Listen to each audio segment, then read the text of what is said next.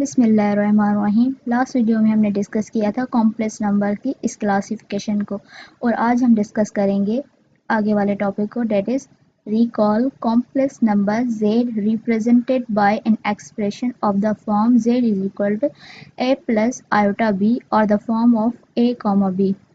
ठीक है, अब यहाँ पे रिकॉल का वर्ड क्यों लिखा हुआ है? क्योंकि आपने कॉम्प्लेक्स नंबर को पहले स्टडी किया हुआ है। ठीक है, अब कौन से ग्रेड के अंदर आपने कॉम्प्लेक्स नंबर को पढ़ा था? ग्रेड 9 की जब हमने मैथमेटिक्स स्टार्ट की थी तो उसके अंदर जो चैप्टर नंबर 1 था रियल एंड कॉम्प्लेक्स नंबर। ठीक है, तो उसके अंदर आपने कॉम्प्लेक्स नंबर के कुछ टॉपिक्स मतलब पढ़ लिए थे।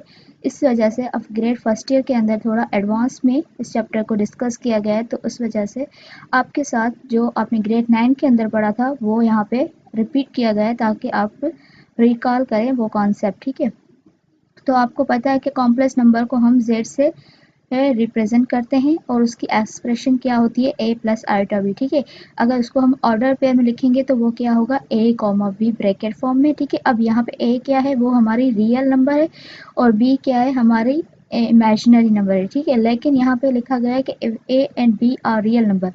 ए और बी रियल नंबर कैसे होगा? हमें तो पता है बी तो इमेजिनरी नंबर, इमेजिनरी पार्ट होता है हमारा, लेकिन यहाँ पे बताया गया है कि यहाँ पे ए और बी की वैल्यू तो हम रियल नंबर से लेते हैं ना, लेकिन बी के साथ जब आयोटा आ जाता है तो वो क्या हो जाता है?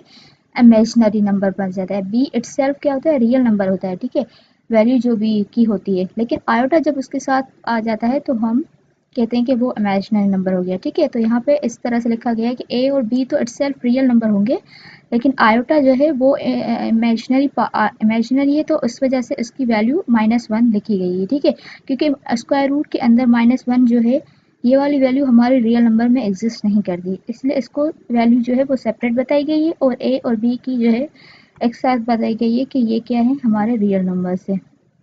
अ complex number is the sum of real number and an imaginary number. Complex number हमारा सम है किसका? एक रियल नंबर का और एक इमेजिनरी नंबर का। अब रियल नंबर और इमेजिनरी नंबर, ठीक है, ए रियल है और बी जो है इमेजिनरी है ड्यू टू आयोटा। ठीक है, it is represented by an expression of the form A plus iota B.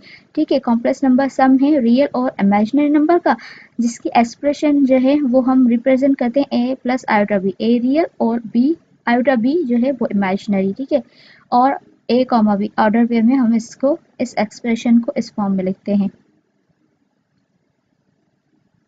where a and b are real numbers। a और b तो रियल नंबर्स होंगे एंड आयोटा इसका imaginary unit, उसकी value क्या होती है? स्क्वायर रूट के अंदर -1। अगेन जो मैंने बताया कि आयोटा स्क्वायर रूट -1 है और वो हमारे रियल नंबर में एग्जिस्ट नहीं करता, इसलिए यहाँ पे a और b को रियल नंबर कहा गया है और आयोटा की जो इमेजिनरी यूनिट है उसकी वैल्यू अगेन आपको एज अ सेपरेट बताई गई है, डेट इज स्क्वायर रूट -1। ठीक है, complex number is usually denoted by z। हम कॉम्प्लेक्स नंबर को z से डिनोट करते हैं, जैसे हम रियल नंबर को r से डिनोट करते हैं। ठीक है, नोट में 2 पॉइंट्स लिखी गई है। Every real number is a complex number. हर रियल नंबर आपका कॉम्प्लेक्स नंबर होता है।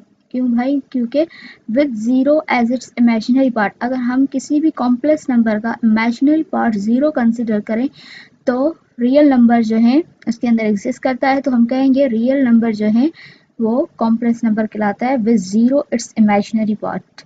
This set of complex number is denoted by C, ये जो है लिखा हुआ है सेट बिल्डर फॉर्म में। ठीक है, C is equal A comma B such that A B belongs to R. ठीक है, उसके बाद है topic recognise A is a real part of Z and B is imaginary part of Z. Same बात हमने डिस्कस की, ए जो है रियल पार्ट है और बी इमेजिनरी पार्ट है। ठीक है, as we have mention A comma B is a complex number. A comma B हमारा ऑर्डर पेयर में लिखा कॉम्प्लेक्स नंबर है, लेकिन किस फॉर्म में लिखा हुआ है? इसको हम ऑर्डर पेयर कहते हैं। ठीक है, ऑर्डर पेयर में लिखा हुआ है। इन दिस कॉम्प्लेक्स नंबर ए इसका रियल पार्ट, ए को हम रियल कहेंगे पार्ट और बी को हम इमेजिनरी पार्ट कहेंगे। ठीक है, बी को इमेजिनरी पार्ट कहेंगे और ए को रियल पार्ट करेंगे, और ए और बी क्या होते हैं?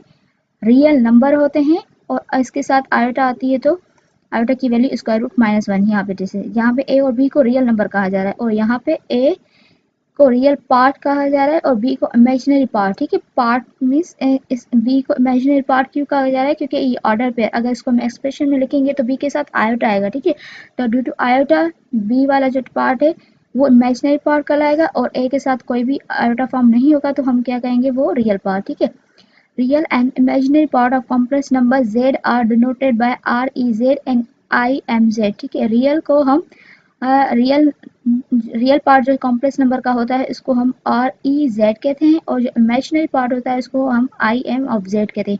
I am of Z means क्योंकि हम कॉम्प्लेक्स नंबर का इमेजिनरी पार्ट और कॉम्प्लेक्स नंबर का रियल पार्ट लेकर आए।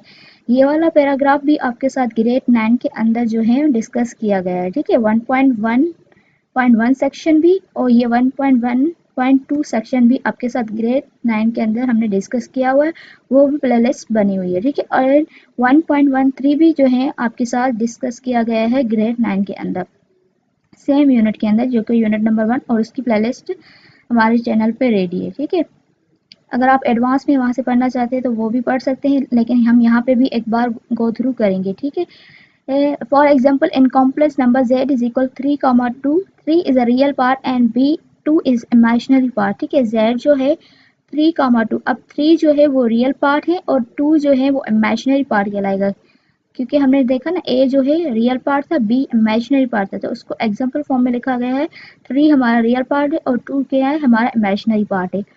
उसके बाद एक और टॉपिक है, know the condition of equality of complex number. इंशाल्लाह वीडियो बड़ी हो जाएगी तो इसको हम किसी और वीडियो में डिस्कस कर लेंगे आपके साथ। अल्लाह हाफिज़।